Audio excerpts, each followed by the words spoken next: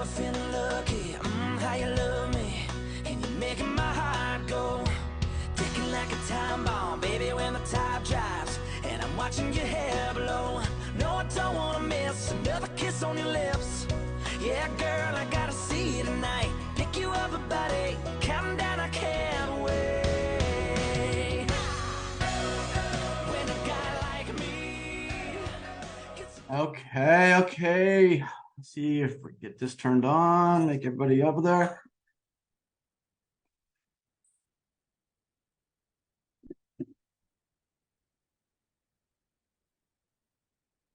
Okay, can everybody see my screen and hear me okay?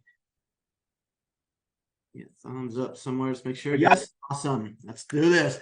All right, guys, well, thank you for being so patient. Like I said in the chat yesterday, it's the hardest thing is to get super excited, build big teams, and then have to wait or defend. And I know that way too well, and I wish it never had happened, but you guys are great leaders, and you guys have kept some good stuff going. And now it's time to just get moving forward. And I'm excited about being able to share it today. So your accounts are in the process of being made. I'm waiting on Zach over at the IT side for the back office to get those to you. You will absolutely get them today.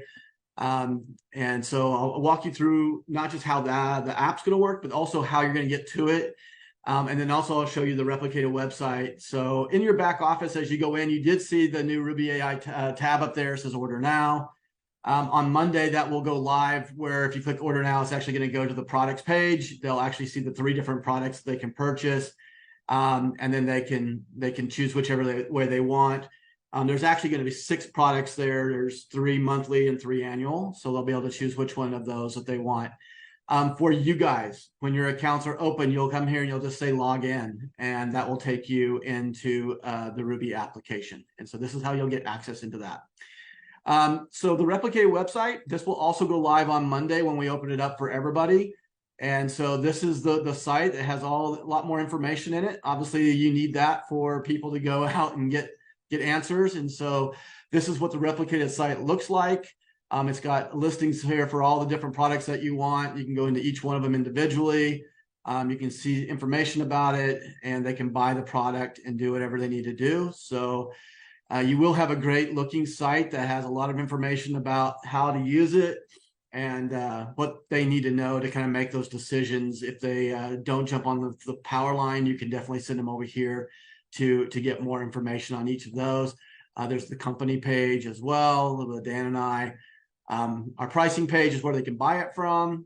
We have both the monthly and the annual fees. The difference on the annual, so if you don't know, is that you get 2 months free. So, you stay active, and volume goes in for 12 months. And so you do have monthly volume coming in, and it is something there for 12 months that you actually stay active. You are able to buy more words and credits and storage. Don't worry about storage right now. That's really going to be a November thing. But if you need more credits or words, you can come in here and buy them from the back office as well. So anyway, that's kind of what the site will look like. We'll give you some more information on that, and then how you join. They can go in and sort of start doing all that. So let me kind of move in now into the things that you guys are most excited about. And when you hit your login page here, you're actually going to come right to the home page of Rubi. And so inside of Rubi, you guys will have, this is your main screen. Just if you haven't been following along, I'll kind of go through every bit of it. And I am recording this so that you can come back and re-reference it if you need to. But up at the top right here, you're going to see if you have workspaces, you're going to see those workspaces. And the first word in front is actually the subscription. So the one thing that we have available here is that people can have multiple subscriptions, which, they each have a certain amount of workspaces that they can have. So I might have 10 different products, so I need 2 different subscriptions to get them all workspaces. I can do that. I can also separate my companies this way and keep workspaces. So your first word is your subscription name. Your second word is your workspace name, and that will switch which one you're working in at the time. Up at the top up here is the amount of words. This is your balance. So like when you come in, if you're in first place through fifth place, you guys have got 50,000 words to start. And you also have 100 credits. And so that's where you'll start. The 6 through 10, you've got free 25,000 words and 50 credits. And so these will automatically be in your account when you get there. Until Monday, it's unlimited. We're not counting anything against these. So you'll see it, maybe try to calculate it. It just won't take anything away from it. And so you're good to go and play with it without having to worry about your words being taken down. You guys can use it as much as you want. We have a light dark mode. However you choose to like it, that's the way you can do it. It can also be set to your system. And then our module drawer. So the module drawer is always available, and this is a way that you can get to any of the pre-made modules that are already there. You can search for them and do whatever you want to this way. This is really more designed when you're in the create content page, so you don't have to lose something, but you can also get to it here. Like if you wanted to come in and do a quick deal like the ADA network framework, you can just open up the module. It's going to open up the create content already, where I can choose my personas, and inside of my personas I each have a voice and a tone, and I'm going to show you how to create all those. So this is what I'm applying to the network. I can also choose our languages, and so these are the languages that we're starting with that you can choose from to set your stuff to. Creating content is super easy, and we have never done that really to show it in full speed yet, so we can do that right now. But all your content is created right here at the create content page, and that's where your modules will come in.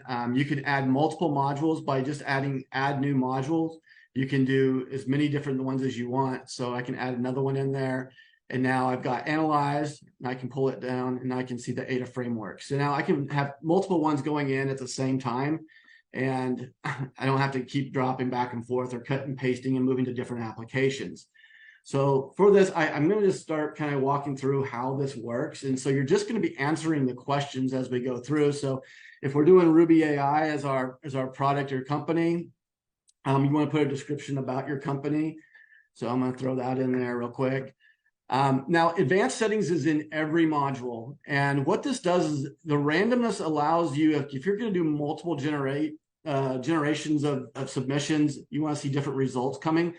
The randomness is going to allow you to decide how much of that's going to change.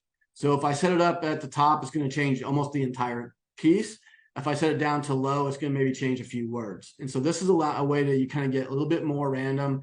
It also creates the sentiment in which you want it to go out. For right now, I'm not even going to worry about those, but this is in everything. You can play with it, and you can kind of see how that's going to work. Once you enter the fields that are asked for, you just hit generate. And that's going to go out and create the whatever your stuff is here. So we're looking at the ADA framework right now.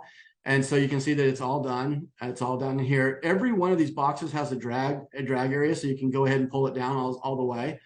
And this screen is split for a reason, because I want you to be able to control the composer window on the right and this from over here. So now I can see them both at the exact same time, and I can edit this. So I say I like the way that it put this into my ADA format for writing.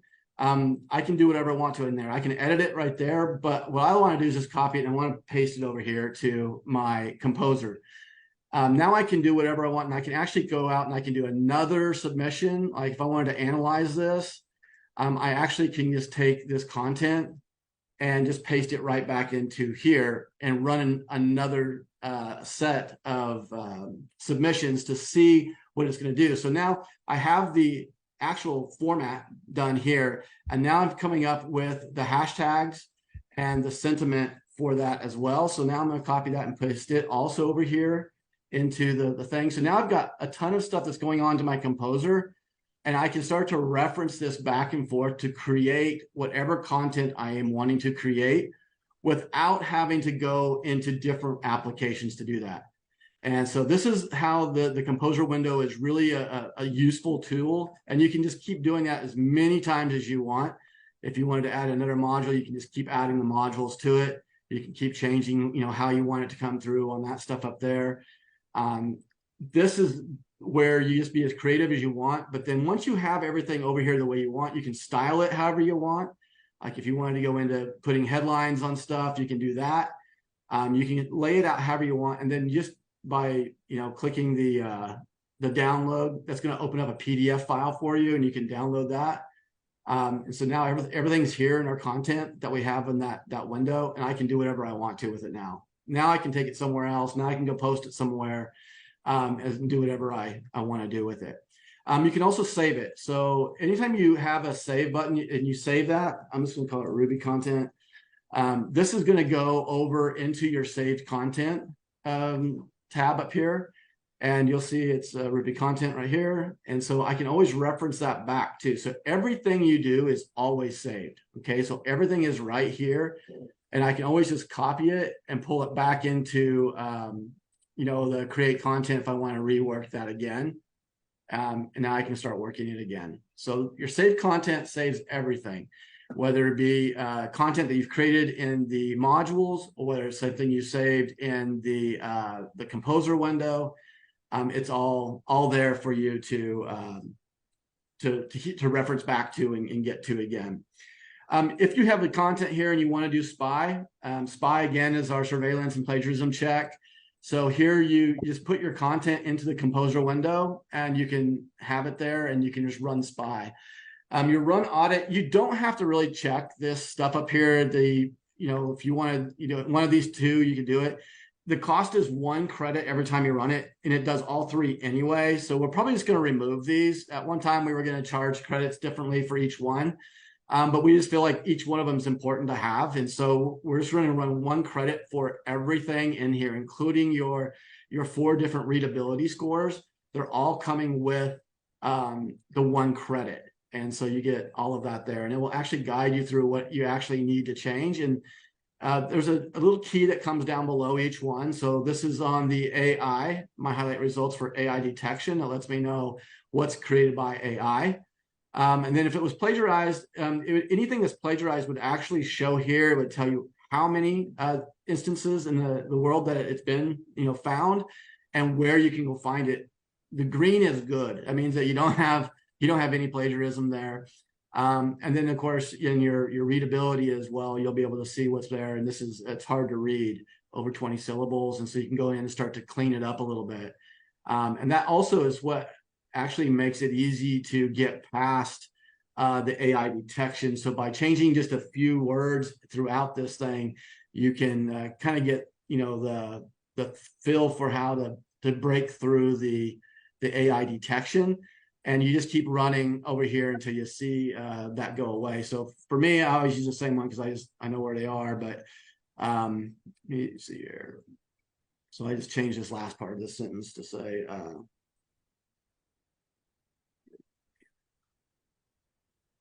being a prompt engineer. Okay, so then once you do, you can just keep running it, and then it will update actually what is running through the system at that time. So we lower down a little bit here. It went to 87. If you go in and just change a few little words too, it will change a lot. So you'll just start playing with the content and you'll start finding out the ways that you can get underneath the radar. I will say that if you get past this AI detection, you will get through all of them. I mean, we've tested it against all of the big ones out there, GPT-0, Turnitin, copy leaks. I mean, there's just a bunch of them out there that we've run this through.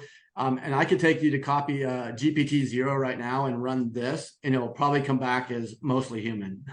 But we know that it was 76% AI driven, which I know it's 100% because that's how I created it.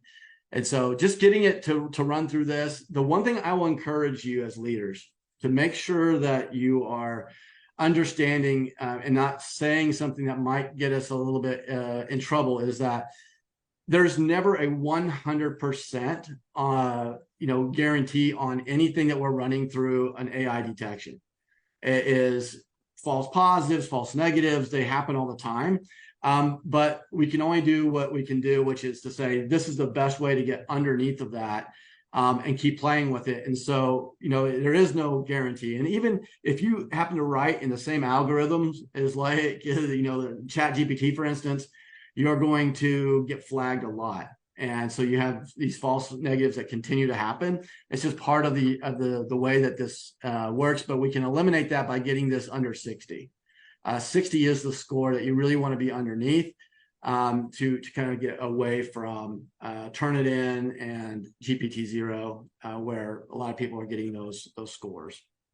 So I do want to go through the modules. So your modules, again, you can find them up here, and you can search for them up here.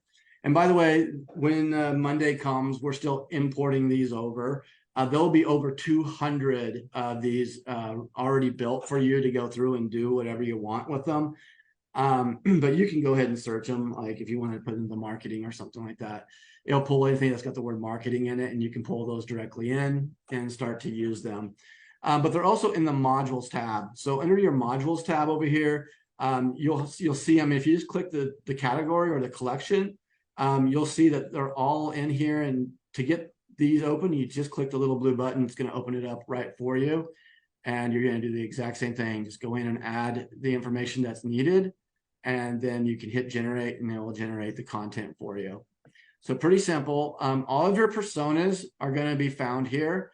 So if you have any of the personas that you actually have will show up here, so you can choose it when you're building anything that you want. Okay, so if I wanted to do it around content marketers, that's going to be the audience in which I'm going to be seeking out.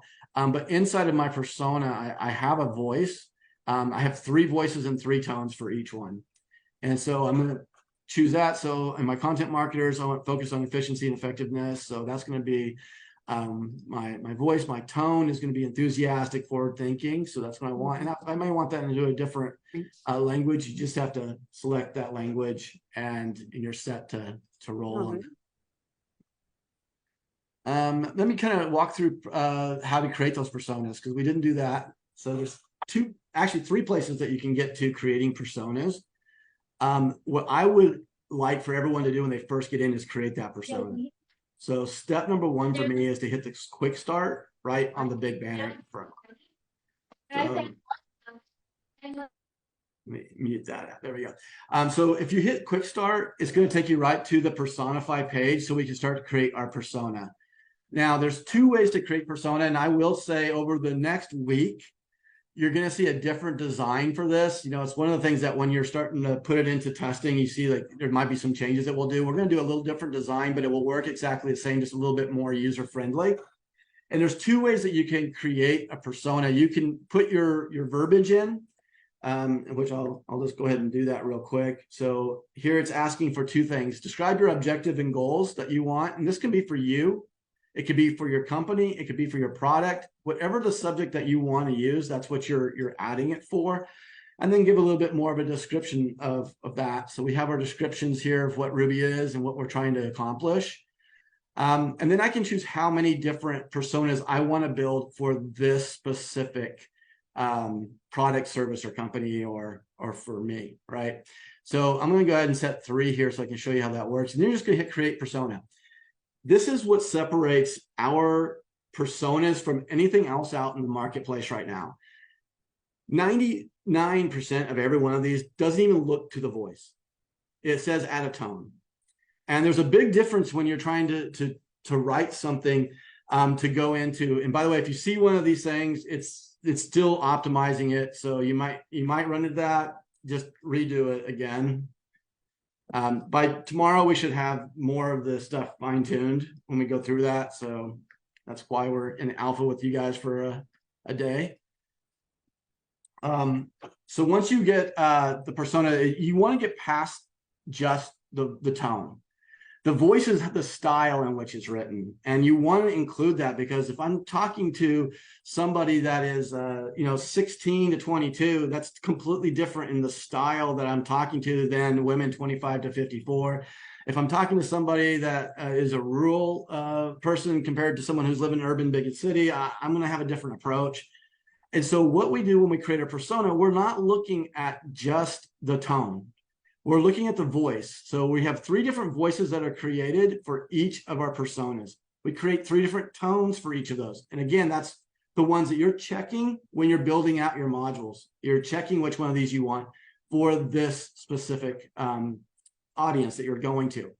But we go way beyond that. And this is the one thing that really is helpful. And it's easy to explain to people, because you go to any small business owner and say, tell me who your target audience is. 99% of the time, they don't know.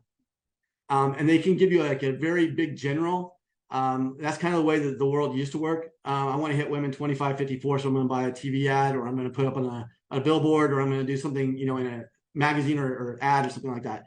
That's not the way it works anymore today. It's very targeted. And so to be able to go in and really narrow down different audiences so that you can explain it exactly how it is, that's what we're doing here. And all of this information is actually what's being submitted when you choose this persona. And that's the proprietary piece that separates this away from anything when you're generating content. It's a big, big deal.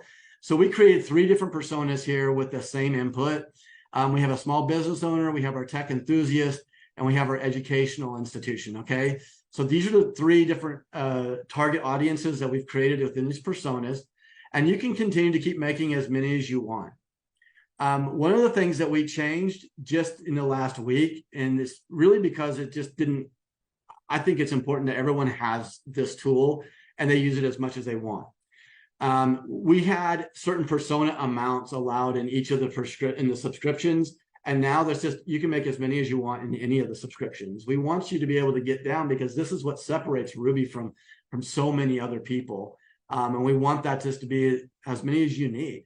And so that's another value add that you guys have gotten into that into the subscriptions. So let's look at one more thing. Let's look at how we're going to do this now. From, if I don't want to add my own copy, the other way to do that is to create a, go after a URL that I like, or an influencer on Instagram that I like. I can tell you in the redesign of this, it will have some tabs at the top, so you can do an either or, and it's very clear. When you're doing the URL or the Instagram, you can't do anything up here. It confuses things, right? So we just want to make it focus on that. So if I wanted to do, let's just go with a website first. I'm going to do We Are Selfless. So hopefully you're going to see a lot more about Selfless coming forward, as it's our charity arm, and it's my passion project. But if you just put in the URL and hit go, it's going to go ahead and scrape the information from that website. It's going to look, and it's going to actually start to create the personas based upon that, the same way that we did when you added your information. So you're going to see this scraping success from there. And then the next level of that is to go in and create the persona. So here's my persona, social activist Sarah. And so it's looking at We Are Selfless's website. If you go there and see that, you're going to see that this really is a good one. It's about fighting human trafficking, so that fits really good in that. The voice and tones that go into it, it's passionate, it's uplifting, it's empowering and inspiring. And these are the different ways that we're going to talk to them, right? And I love this part down the way, get down here to the motivation and the media consumption. This is media consumption from a marketing side, this is where I'm going to reach out to them. This is where I want to be putting my information to get them. So like they're getting a marketing lesson as they start to go through and do this. But motivation is actually telling you what makes them tick, what's going to make them make that decision. So it's good to be able to kind of read through these and say, hey, okay, so that they want to be part of ending human trafficking. That's going to be part of it. So I'm going to really start to put that into my message, because that's going to be what makes them tick, right? And so that's all there is involved in that. And all of these, so social activist Sarah is the name of the persona. Under my accounts, we can go underneath there. You can see that there's another little menu up here at the top.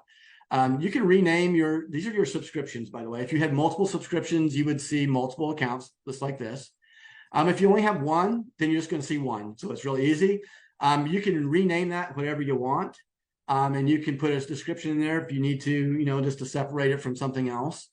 But then you also have the ability to come in here and look at the usage. The workspaces, so you can create as many workspaces as you want. Again, the workspaces are the blue up here underneath of it. Adding a new workspace, super easy. Just create a name for it. So let's just say this is spy. I can put a description in there. Let's say AI detection. And then keywords. So this is another thing that you'll be able to start to utilize inside of your modules as well. When you're choosing a workspace, that workspace has keywords available. So if those keywords are going to be used in a module, the module will ask you if you want to use them. Not every module is going to ask you, but if let's say I was making a blog, the blog module is going to ask you to put in your keywords, or if you want to use your keywords or not. And so your keywords are found inside the workspace, and they can just be anything. You just separate them by a comma, right? So it's real easy. Put those in, and then you can add collaborators here. If I have collaborators, they'll actually show up down here. If not, I haven't invited anybody, then it'll just go ahead and create my workspace. Okay, so now I have another workspace down here, and if I come up here, you'll see that I can now switch over to that workspace. Collaborators, anything that you have, like every subscription has a certain amount of collaborators. These collaborators can come in from rubyai.com. They don't come through your back office, right? You actually can enter ruby-ai.com as well. You're going to get a username and password for your account, so you don't have to go through your back office either. But it might be the easiest way to get through, since it's just an easy jump through. But the collaborators all come from there. And the way that works is you send them an email. So to invite a collaborator, you'll put in their name, their email, their phone number. You'll invite them to a specific workspace that you want them to be in, and they won't be able to go anywhere else. They'll only be able to go to the one specific place that you want them to come. And then you'll send them an invite. It'll go to their email. They'll have to get the email. They'll have a link. They'll click the link, and then they will be able to just join. They make their own username, their own password.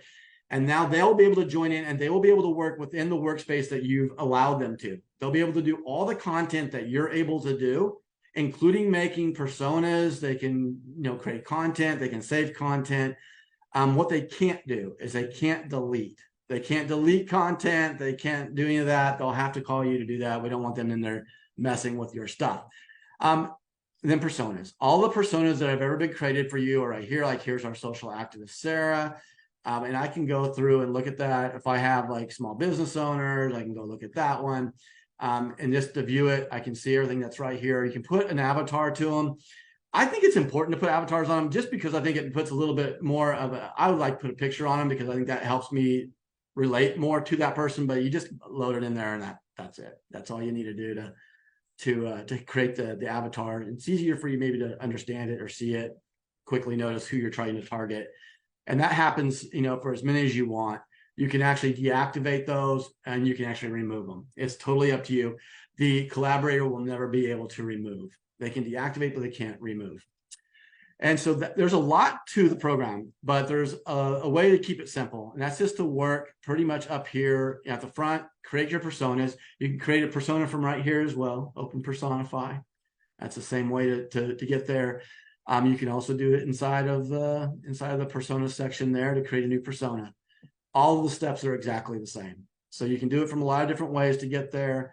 I guess let me show you this one here. So this would be coming off of an Instagram handle. So I say I really like the way that this influencer is working, or the way that this company is creating a voice and tone in the audience that they're going for.